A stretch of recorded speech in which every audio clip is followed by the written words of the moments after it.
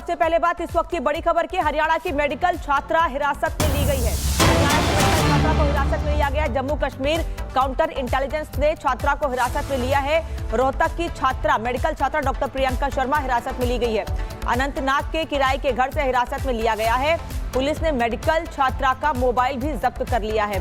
हरियाणा की रहने वाली छात्रा जो कि अनंतनाग के जीएमसी से मेडिकल की पढ़ाई कर रही थी, उसको भी हिरासत में लिया गया है। जम्मू कश्मीर काउंटर इंटेलिजेंस ने हिरासत में लिया है और प्रियंका शर्मा से इस मामले में पूछताछ की जा रही है।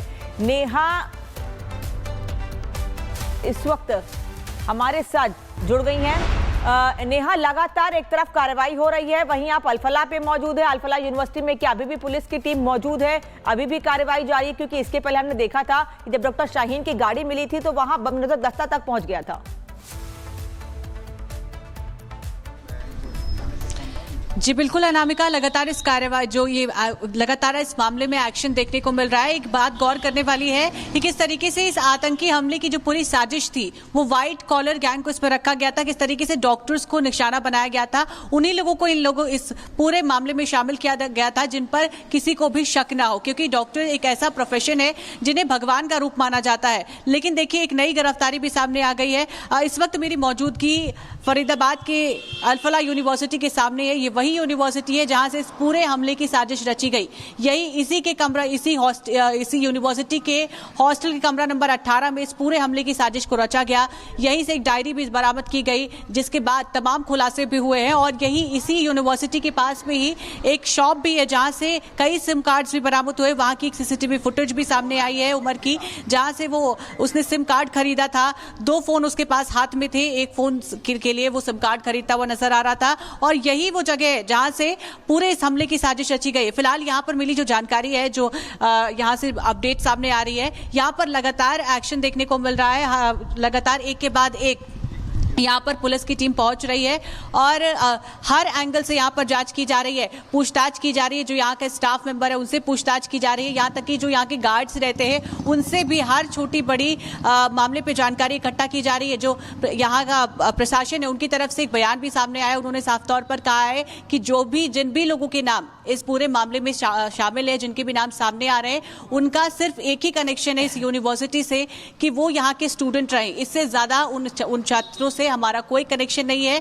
लेकिन जो इसका साइड इफेक्ट देखने को मिल रहा है, जो आतंकी इस पूरे मामले में शामिल है, इसका कई नाम क्योंकि अब तक अल्फला यूनिवर्सिटी से जुड़ चुका है, ऐसे में जो इसका साइड इफेक्ट देखने को मिल रहा है कि अल्फला यूनिवर्सिटी में स्टूडेंट्स और बाकी जो कॉलेज स्टाफ है वो यहाँ पर नहीं पहुंच रहा है। पूरी तरीके से मैं आपको दिखाना चाहूंगी कि यहाँ पर पूरी तरीके से सन्नाटा पसरा हुआ। अगर कुछ नजर आ रहा है तो वो है एक के बाद एक आती जाती पुलिस की गाड़ियां, एक के बाद एक अधिकारी यहाँ पर पहुंच रहे हैं और हर एंगल से जांच की जा रही है, हर एंगल को खंगाला जा रहा है कि आखिर कहीं कोई और खतरा तो नहीं मंडरा रहा है, कहीं कोई और बात तो नहीं है जो इस यूनिवर्सिटी के तार जिससे जुड़े हो। क्योंकि यहाँ के जो स्टाफ मेंबर्स हैं उनसे कई सारी जानकारी भी सामने आई है, जिसके बाद ठीक है नेहा, धन्यवाद आपका नेहा पूरी जानकारी के लिए। आगे भी आपसे अपडेट लेते रहेंगे, लेकिन फिलहाल आपको बता देना है कि दिल्ली ब्लास्ट की जांच किस तरह से और कहां आगे बढ़ रही है। इस मामले में एफआईआर दर्ज की गई है, 2 सीसीटीवी फुटेज खंगाली जा रही है जिसमें उमर की साजिश का पर्दाफाश हुआ है। 43 सीसीटीवी फुटेज अब तक सामने है जिसमें उमर के बारे में कई जानकारी निकलकर सामने आई हैं। ब्लास्ट साइट पर कारतूस मिला है, 9 mm पिस्टल के खोखे बरामद किए गए हैं।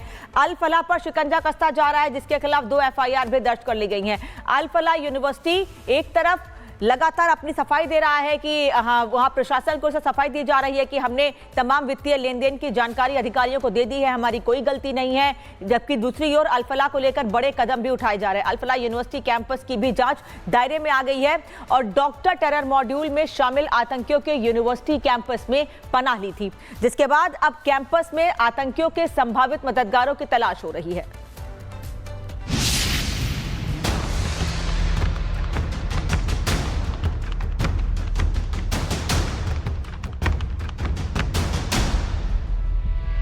अल-फलाह यूनिवर्सिटी में कैसे पनपा टेरर मॉड्यूल,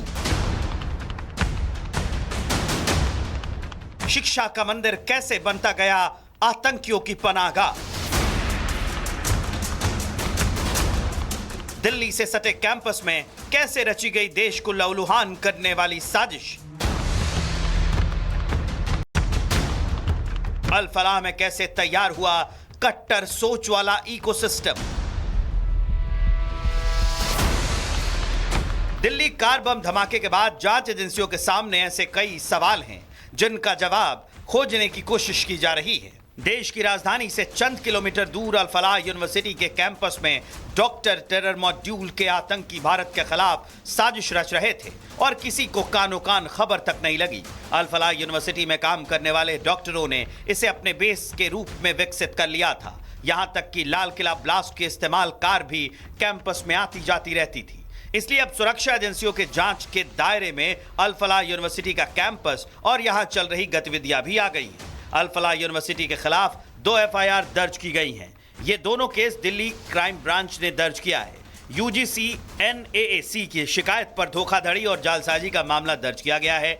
दिल्ली के ओखला में अल फलाह के मुख्यालय में भी दस्तावेजों को खंगाला गया है। दिल्ली पुलिस ने अल फलाह ट्रस्ट को नोटिस देकर कुछ सवालों के जवाब मांगे हैं। आपको बता दें कि शनिवार को दिल्ली पुलिस की जांच टीम ने ओखला में यूनिवर्सिटी का संचालन करने वाली अल फलाह ट्रस्ट के मुख्यालय में 2 घंटे तक जांच पड़ताल की। अल फलाह यूनिवर्सिटी का हेडक्वार्टर है और यहाँ पर दिल्ली पुलिस और तमाम वो एजेंसियाँ पहुँची हुई हैं जो अल फलाह यूनिवर्सिटी के उन कागजों को जांच कर रही है। साथ ही इनकी फंडिंग को लेकर साथ ही तमाम ऐसे जुड़े उन कागजों को यहाँ पर तफ्तीश की जा रही है। फिलहाल अल फलाह यूनिवर्सिटी यहाँ पर शक के घेरे में और तमाम हेडक्वार्टर में लगातार हम देख रहे हैं दिल्ली पुलिस और फरीदाबाद की जो पुलिस है लगातार यहाँ पर पहुँच कर उन कागजों को तफ्तीश कर रही है।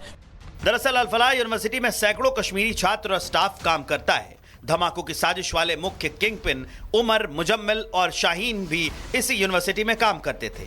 आतंकी मुजम्मिल ने कैंपस के आसपास के गांव में 2900 किलो विस्फोटक जमा कर रखा था, जबकि सुसाइड अटैक करने वाला उमर भी अपनी हमले वाली कार को लेकर कैंपस में आता जाता रहता था।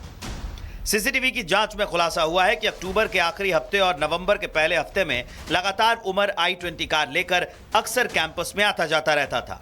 उमर भी कैंपस में रहता था, लेकिन उसने आसपास के गांव में भी अपना ठिकाना बना रखा था। सहारनपुर में आदिल की गिरफ्तारी इसके बाद मुजम्मिल शाहीन पर शिकंजा कसते हैं उमर कार लेकर फरार हो गया था।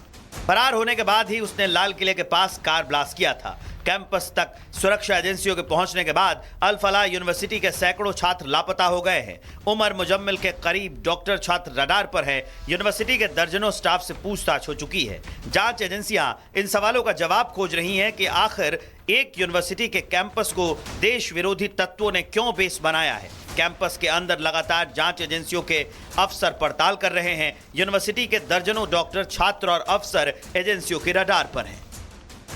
सबसे पहले बात इस वक्त की बड़ी खबर की, हरियाणा की मेडिकल छात्रा हिरासत में ली गई है। हरियाणा की मेडिकल छात्रा को हिरासत में लिया गया है। जम्मू कश्मीर काउंटर इंटेलिजेंस ने छात्रा को हिरासत में लिया है। रोहतक की छात्रा, मेडिकल छात्रा डॉक्टर प्रियंका शर्मा हिरासत में ली गई है। अनंतनाग के किराए के घर से हिरासत में लिया गया है। पुलिस ने मेडिकल छात्रा का मोबाइल भी जब्त कर लिया है। हरियाणा की रहने वाली छात्रा जो कि अनंतनाग के GMC से मेडिकल की पढ़ाई कर रही थी, उसको भी हिरासत में लिया गया है। जम्मू कश्मीर काउंटर इंटेलिजेंस ने हिरासत में लिया है और प्रियंका शर्मा से इस मामले में पूछताछ की जा रही है। नेहा इस वक्त हमारे साथ जुड़ गई हैं। नेहा, लगातार एक तरफ कार्रवाई हो रही है, वहीं आप अल फलाह पे मौजूद है। अल फलाह यूनिवर्सिटी में क्या अभी भी पुलिस की टीम मौजूद है? अभी भी कार्रवाई जारी है? क्योंकि इसके पहले हमने देखा था कि जब डॉक्टर शाहीन की गाड़ी मिली थी तो वहां बम नजर दस्ता तक पहुंच गया था। जी बिल्कुल अनामिका, लगातार इस कार्रवाई लगातार इस मामले में एक्शन देखने को मिल रहा है। एक बात गौर करने वाली है कि किस तरीके से इस आतंकी हमले की जो पूरी साजिश थी वो व्हाइट कॉलर गैंग को इस पर रखा गया था। किस तरीके से डॉक्टर्स को निशाना बनाया गया था, उन्हीं लोगों को इस पूरे मामले में शामिल किया गया था जिन पर किसी को भी शक ना हो, क्योंकि डॉक्टर एक ऐसा प्रोफेशन है जिन्हें भगवान का रूप माना जाता है। लेकिन देखिए, एक नई गिरफ्तारी भी सामने आ गई है।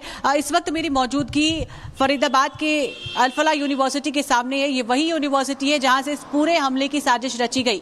यही इसी यूनिवर्सिटी के हॉस्टल के कमरा नंबर 18 में इस पूरे हमले की साजिश को रचा गया।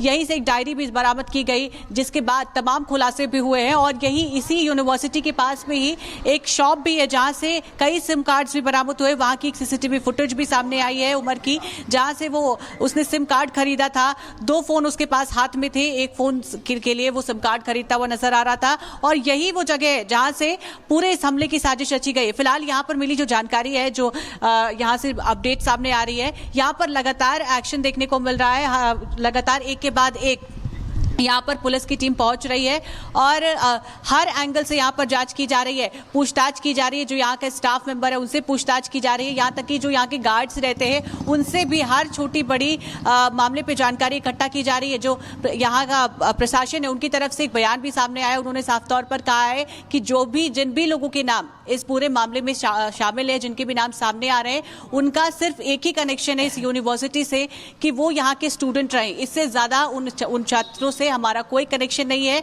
लेकिन जो इसका साइड इफेक्ट देखने को मिल रहा है, जो आतंकी इस पूरे मामले में शामिल है, इसका कई नाम क्योंकि अब तक अल-फलाह यूनिवर्सिटी से जुड़ चुका है, ऐसे में जो इसका साइड इफेक्ट देखने को मिल रहा है कि अल-फलाह यूनिवर्सिटी में स्टूडेंट्स और बाकी जो कॉलेज स्टाफ है वो यहाँ पर नहीं पहुंच रहा है। पूरी तरीके से मैं आपको दिखाना चाहूंगी कि यहाँ पर पूरी तरीके से सन्नाटा पसरा हुआ। अगर कुछ नजर आ रहा है तो वो है एक के बाद एक आती जाती पुलिस की गाड़ियां, एक के बाद एक अधिकारी यहाँ पर पहुंच रहे हैं और हर एंगल से जांच की जा रही है, हर एंगल को खंगाला जा रहा है कि आखिर कहीं कोई और खतरा तो नहीं मंडरा रहा है, कहीं कोई और बात तो नहीं है जो इस यूनिवर्सिटी के तार जिससे जुड़े हो, क्योंकि यहाँ के जो स्टाफ मेंबर्स हैं उनसे कई सारी जानकारी भी सामने आई है, जिसके बाद ठीक है नेहा, धन्यवाद आपका नेहा पूरी जानकारी के लिए। आगे भी आपसे अपडेट लेते रहेंगे, लेकिन फिलहाल आपको बता दे रहे हैं कि दिल्ली ब्लास्ट की जांच किस तरह से और कहां आगे बढ़ रही है। इस मामले में एफआईआर दर्ज की गई है, 2 सीसीटीवी फुटेज खंगाली जा रही है जिसमें उमर की साजिश का पर्दाफाश हुआ है। 43 सीसीटीवी फुटेज अब तक सामने है जिसमें उमर के बारे में कई जानकारी निकलकर सामने आई है। ब्लास्ट साइट पर कारतूस मिला है, 9 mm पिस्टल के खोखे बरामद किए गए हैं। अल-फलाह पर शिकंजा कसता जा रहा है जिसके खिलाफ 2 एफआईआर भी दर्ज कर ली गई हैं। अल-फलाह यूनिवर्सिटी एक तरफ लगातार अपनी सफाई दे रहा है कि वहां प्रशासन को सफाई दी जा रही है कि हमने तमाम वित्तीय लेन देन की जानकारी अधिकारियों को दे दी है, हमारी कोई गलती नहीं है, जबकि दूसरी ओर अल-फलाह को लेकर बड़े कदम भी उठाए जा रहे हैं। अल-फलाह यूनिवर्सिटी कैंपस की भी जांच दायरे में आ गई है और डॉक्टर टेरर मॉड्यूल में शामिल आतंकियों के यूनिवर्सिटी कैंपस में पनाह ली थी, जिसके बाद अब कैंपस में आतंकियों के संभावित मददगारों की तलाश हो रही है।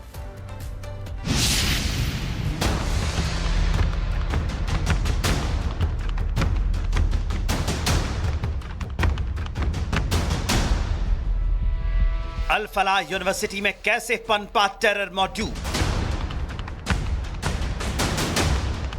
शिक्षा का मंदिर कैसे बनता गया आतंकियों की पनाहगाह, दिल्ली से सटे कैंपस में कैसे रची गई देश को लहूलुहान करने वाली साजिश, अल-फलाह में कैसे तैयार हुआ कट्टर सोच वाला इकोसिस्टम।